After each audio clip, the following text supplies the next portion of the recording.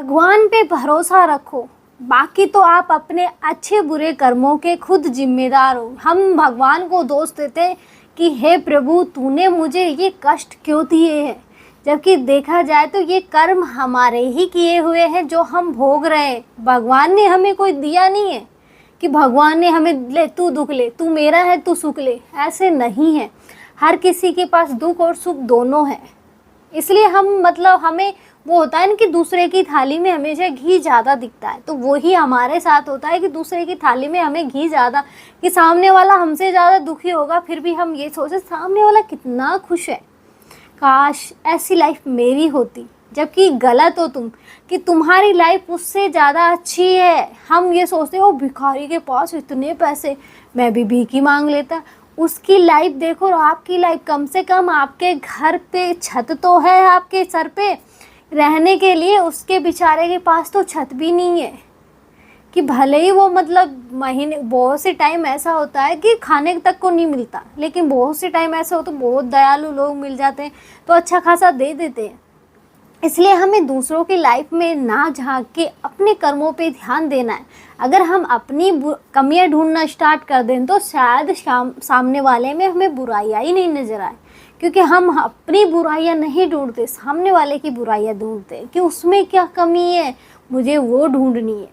ऐसे ही एक साधु महात्मा जी थे, वो ये सोच रहे थे कि गांव में बहुत वो मांग के देख लिया कि अब मैं शहर में जाता हूँ कि शहर का वातावरण कैसा है, क्योंकि साधु महात्मा अधिकतर जंगलों में रहते हैं और भिक्षा मांग के ही खाते हैं। उनके पास वो कौन सा कमाते हैं, वो तो भगवान की भक्ति करते हैं, इसलिए जो मिल जाए उसी में खुश हो जाते हैं।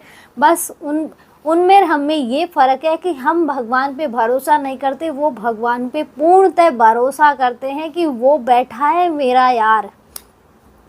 तो इनका भी कुछ ऐसा ही था कि ये दिन रात भगवान का नाम जाप करते थे और बस अपनी मस्ती में मगन रहते थे। तो ये सोचे कि चलो शहर होके आते, शहर का वातावरण देखते हैं कि शहर के वातावरण में क्या है। तो वो फर्स्ट बार शहर जा रहे थे, तो जैसे ही वो वहाँ घुसे तो उन्हें शुरू में मिठाइयाँ ये सब दिखी, खुशबू बड़ी अच्छी आ रही थी। तो उन्होंने सोचा कि मिठाइयाँ मिल जाए तो बड़ा अच्छा आ जाएगा, कि मुझे मिठाइयाँ खाने की बड़ी इच्छा कर रही है, तो मिल जाए तो पेट भर के खा लूँगा। तो दुकानदार ने सोचा कि महात्मा जी देख रहे हैं, लगता है उन्हें भूख भी लगी है। बहुत से लोग दयालु होते हैं, वो दे देते हैं।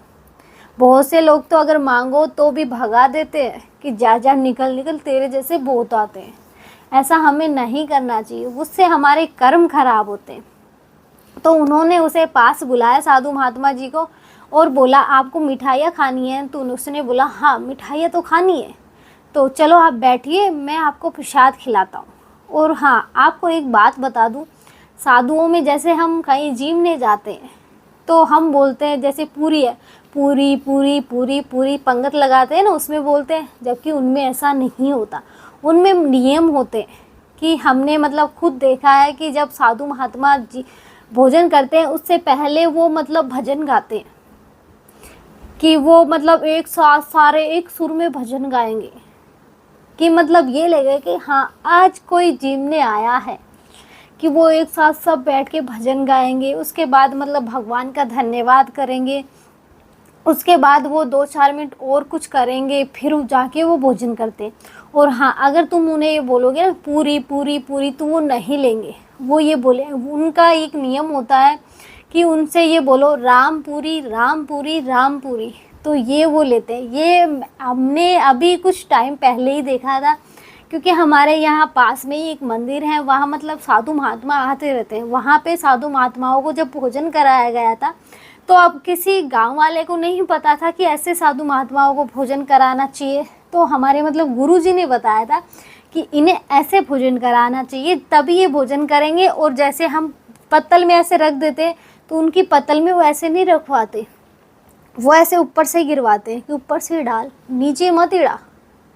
क्योंकि वो वो होता है ना कि हमारा ओरा अलग होता है, उनका ओरा, वो हमारे ओरों के टच में नहीं आना चाहते, कि वो अपनी एनर्जी उन्हें पता है कि उनकी एनर्जी कैसे सेफ रहती है, कि वो किस तरह से लोगों से मिलना पसंद करते हैं, किस तरह से लोगों से जान पहचान रखना पसंद। तो इस तरह होता है कि वो तुमसे मतलब बर्तन में भी ऐसे नहीं हिड़वाएंगे, वो ऊपर से ही डलवाएंगे।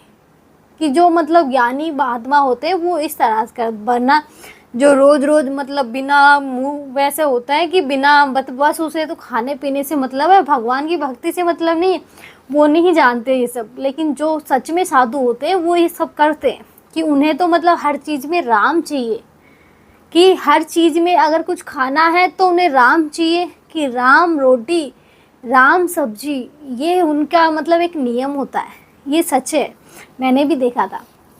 तो अब उनको मतलब मिठाइयाँ दी गई, उन्होंने पेट भर के खाया।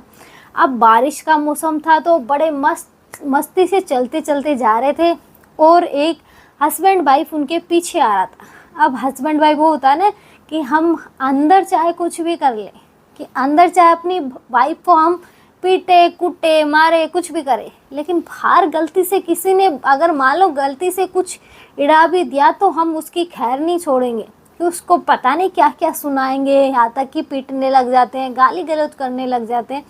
तो साधु महात्मा जी अपनी ही मस्ती में मस्त और राम जी के भजन करते करते जा रहे थे। तो बारिश का टाइम था, तो उनकी जो वाइफ थी उसके थोड़ा सा छींट लग गई, कि वो अपनी मस्ती, उन्हें नहीं पता था कि मेरे पीछे कोई आ रहा है, तो उनकी छींट लग गई। अब उनके हस्बैंड को गुस्सा आया कि तूने मेरी पत्नी के कपड़े ख़राब कर दिए, इतनी महंगी साड़ी है, ढोंगी साधु, बहुत कुछ कहा।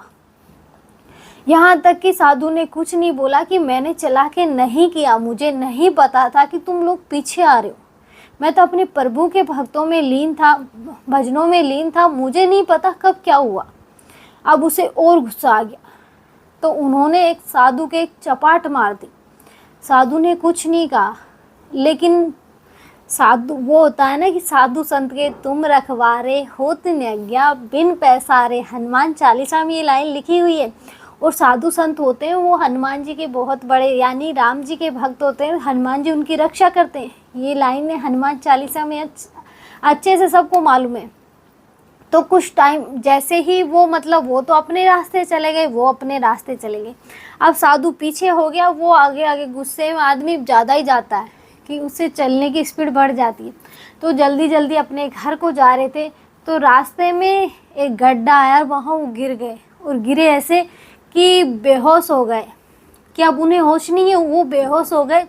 उनकी वाइफ ने रोना पीटना स्टार्ट कर दिया कि इन्होंने, और लोग इकट्ठे हो गए। तो उनकी वाइफ ने बोला कि इन्होंने अभी उन साधु को मतलब गालियाँ दी थी, उन साधुओं ने श्राप दिया है, इसलिए मेरे पति का ये हाल हो गया है। वो साधु घटिया, उसने भी बहुत कुछ साधु को बोला।